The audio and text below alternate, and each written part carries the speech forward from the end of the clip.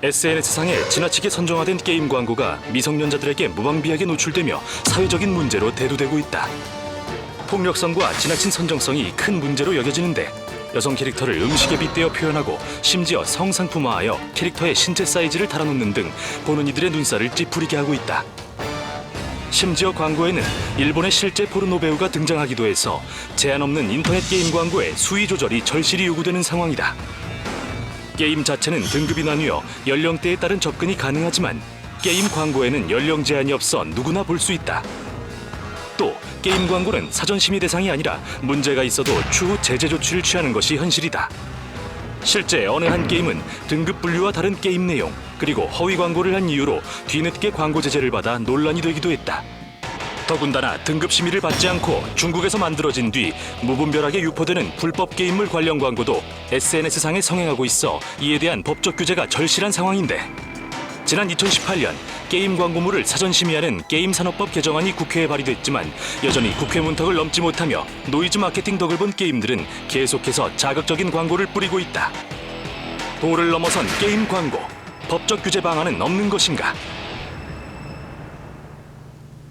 네, 로인사이드 오늘의 주제는 선 넘은 게임 광고 법적 규제 방법은입니다. 정말 뭐 사이버상에서만 볼 수 있는 그런 미녀들이 대거 등장을 했는데 SNS 이용하다 보면 심심치 않게 게임 광고 많이들 보실 거예요. 근데 앞서 화면으로 본 것과 같이 광고의 수위가 좀 도를 지나친 경우가 덜어 있더라고요. 근데 이런 게임들이 국내가 아닌 해외에서 제작되는 경우가 대다수라고 하는데 그렇다면 해외 게임 제작물에 대한 등급 분류는 좀 따로 마련돼 있지 않은 건가요? 네, 먼저 국내 게임을 유통할 때는 반드시 등급 분류를 받아야 합니다. 네. 2006년 게임산업진흥에 관한 법률 개정 이후 게임 유통 시 등급 분류를 받지 않으면 처벌까지 되고 이것은 현재까지 지금 이어지고 있는 상태인데요. 네. 곧 전부 개정이 예고된 이제 게임법 초안 역시 등급 분류를 받지 않은 게임은 불법 게임물로 규정한다는 내용이 담겨 있습니다.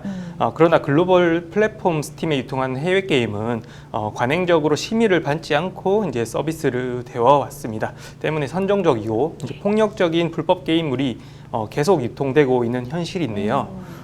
해외 게임물 등급 분류 제도를 적용시키기에는 좀 일정한 한계가 좀 존재하고 있습니다. 네. 먼저 책임을 물을 수 있는 주체가 국내에 이제 존재하지 않고 예?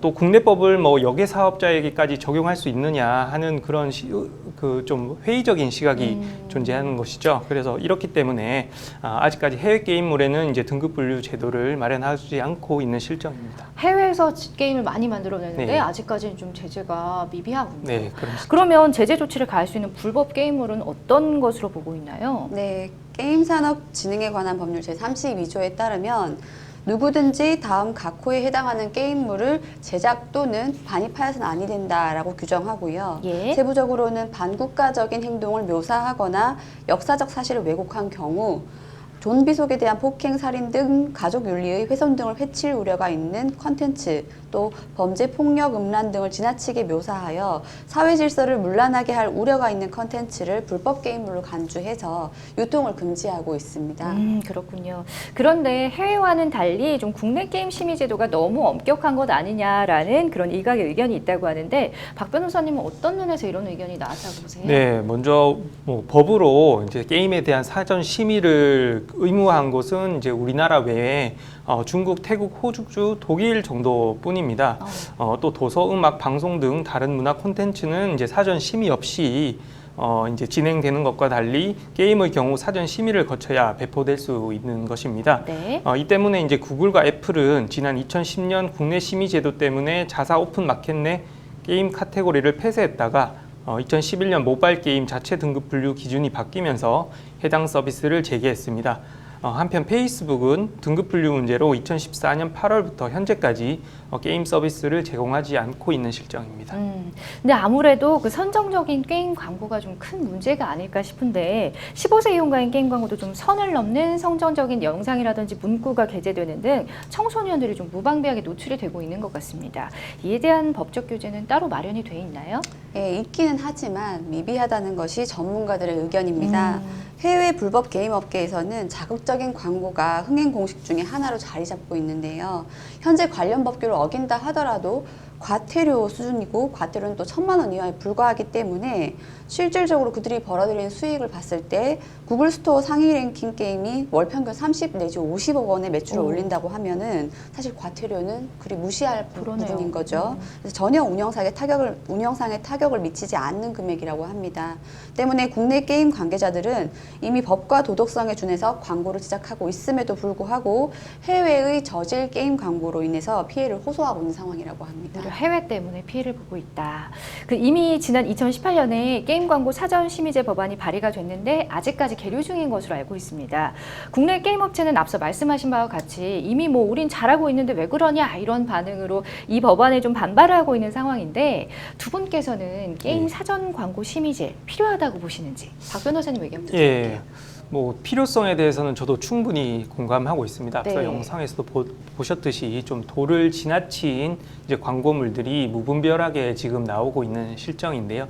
다만 이제 헌법에서 이제 언론 출판의 자유를 이제 기본권의 하나로 이제 보장하고 있고 이에 대한 사전 검열이나 허가는 어떤 경우에도 이제 금지하고 있는 실정입니다. 그 때문에 이제 방송 광고의 사전 심의에 대해서 이제 헌법 불합치 결정을 헌법재판소가 내리기도 했거든요. 네. 그래서 이게 만약에 광고에 대해서도 이제 사전 심의 게임물 광고에 대해서도 사전 심의 제도를 도입하면 또 다시 이제 헌법재판소에서 이제 위헌이나 헌법 불합치 결정이 날 수가 있어요. 그래서 그것 때문에 좀 실효성이 과연 있을까 하는 또 의문도 사실 들거든요. 네. 어차피 없어질 수도 있기 때문에 그렇기 때문에 이제 위헌 논란을 좀 피해가는 그런 좀 조화로운 좀 제도가 마련되어야 되지 않나 그렇게 생각을 하고 있습니다. 맞습니다. 황 변호사님 의견은요?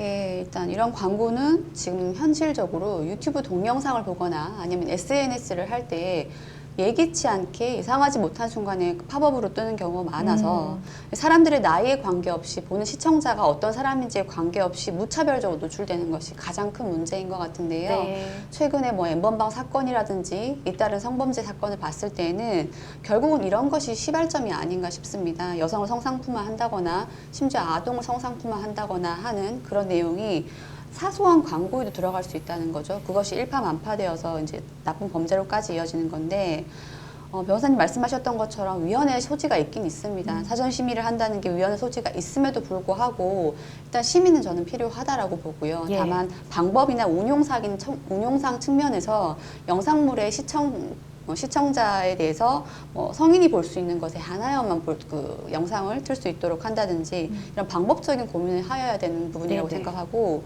심의제 자체는 좀 필요하다라는 게 저의 의견입니다.